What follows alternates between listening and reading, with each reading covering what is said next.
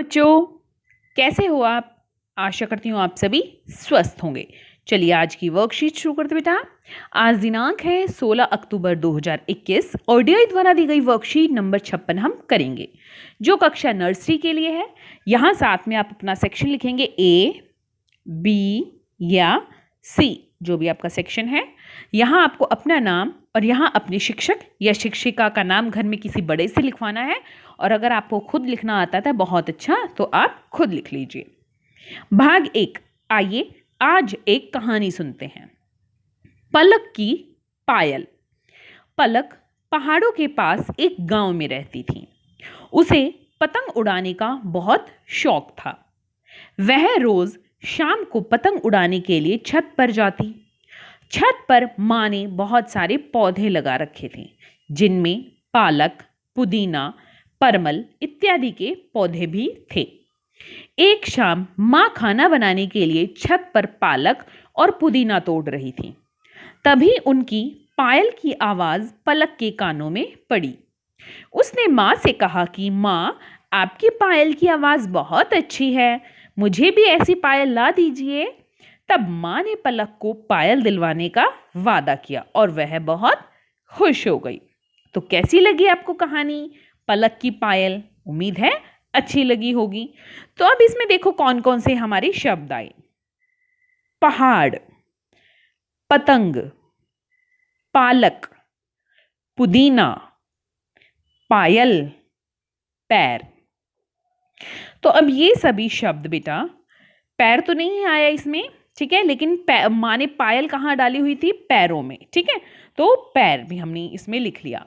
अब ये सारे जो हमारे शब्द है, ये किससे शुरू हो रहे हैं? प से।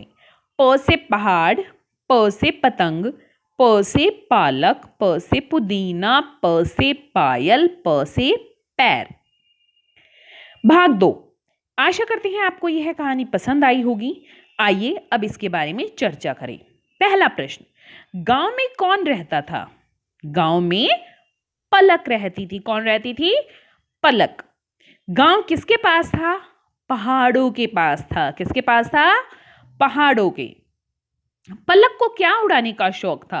पलक को पतंग उड़ाने का शौक था। क्या था? पतंग उड़ाने का शौक था। माँ ने आंगन में कौन कौन सी सब्जियां उगाई थी? माँ ने आंगन में पालक और पुदीना उगाया था। तो गांव में कौन रहता था? पलक। गांव किसके पास था? पहाड़ों के। पलक को क्या उड़ाने का शौक था? पतंग।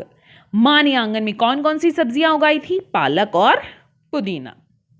भाग 3।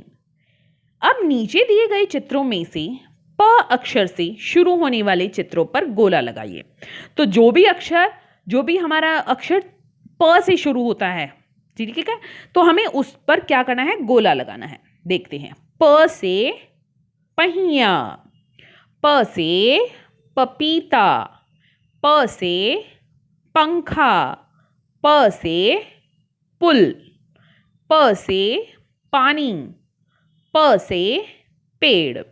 फिर से देखते हैं।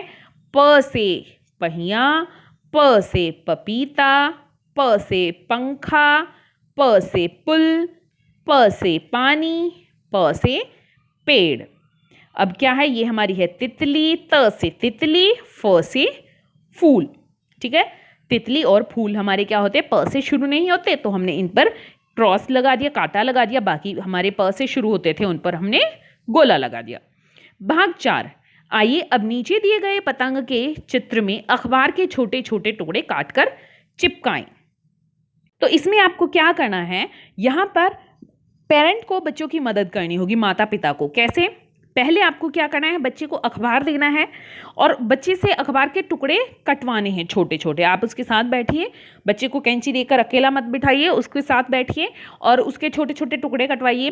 फिर थोड़ी सी जगह पर, जैसे यहाँ पर फेविकोल लगाई आपने और बच्चे को कहो यहाँ पर टुकड़े चिपकाए, फिर यहाँ पर चिपकाए, फेविकोल लगाई, फिर यहाँ चिपकाने के लिए गए। पूरे पतंग पर एक साथ फेविकोल नहीं लगाइएगा, क्योंकि उससे फेविकोल सूख जाएगी और फिर टुकड़े रह जाएंगे, फिर से आपको फेविकोल लगानी पड़ेगी। तो थोड़ी थोड़ी जगह में फेविकोल लगाइए, बच्चे से वहाँ टुकड़े चिपकाने के लिए कहिए। नोट है, माता पिता कार्य करने में बच्चे की सहायता करें। अभिभावकों के लिए सुझाव है, बच्चों को घर में प अक्षर से शुरू होने वाली वस्तुएं दिखाकर उनकी पहली आवाज की पहचान करवाई जा सकती है, जैसे पानी, पंखा, पौधा, पत्ता, पपीता आदि। तो हमारे आसपास जो भी चीजें प से शुरू होती हैं, हम उनका नाम बार बार बोलकर बच्चों को प अक्षर की पहचान करवा सकते हैं। आज का कोविड का मैसेज है कि जब भी हम घर से बाहर जाएं, हमें सोशल डिस्टेंस मेंटेन रखना चाहिए, तभी हम कोरोना को हरा सकते हैं। आज की वर्कशीट यहीं पर खत्म होती है बेटा। फिर मिलते हैं एक नई वर्कशीट के साथ। तब तक के लिए अपना ध्यान रखना। धन्यवाद।